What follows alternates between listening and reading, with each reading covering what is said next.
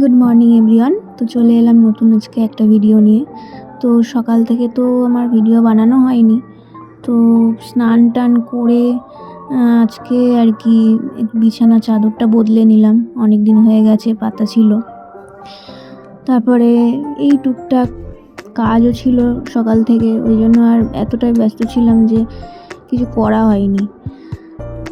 তাই মনে হলো তোমাদের সাথে একটু শেয়ার করি। আর বিছানার চাদর বদলালে, নতুন চাদর পাতলে একটা আলাদাই শান্তি আসে, ভালোও লাগে। আর সামনে পুজো, মানে পুজো তো চলেই এলো, তো পুজোর সময় দেখবে একটু নতুন নতুন করে সাজাতে ইচ্ছা করে, সে বিছানার চাদরই হোক আর নিজের জামা কাপড় হোক, সব কিছু মনে হয় একটু নতুন নতুন হলে ভালো হয়, তাই না? আর আমাদের এখানে তো পুজো শুরুই হয়ে গেছে, গান চলছে চারিদিকে। গানটাও মনে হচ্ছে আমার ভয়েসের সাথে রেকর্ড হয়ে যাচ্ছে।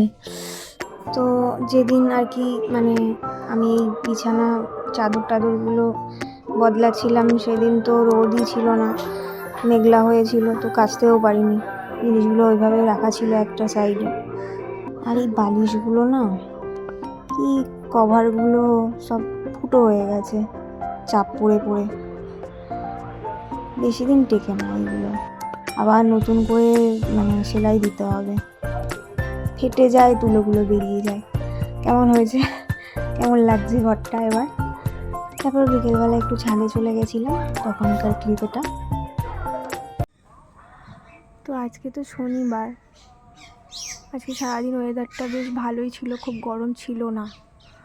আর বাচ্চারা দেখো ঘুড়ি ওড়াচ্ছে, সবাই দেখো এরকম ছাদে, আমাদের এখানটায় এরকমই বাচ্চারা বড়রা সব ছাদে উঠে ঘুড়ি ওড়ায় বিকেলবেলা করে, দেখতে ভালোই লাগে।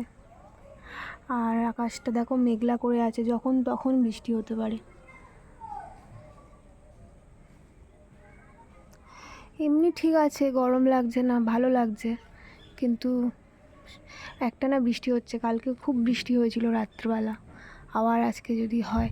এদিকে রাস্তাঘাটে জল হয়ে যাচ্ছে। বাকি যারা আনন্দ করবে পুজোয়, তাদের আনন্দটা তো মাটি হচ্ছে না। আমি না হয় বেরোবো না, কিন্তু বাকিরা তো বেরোবে, আনন্দ করবে।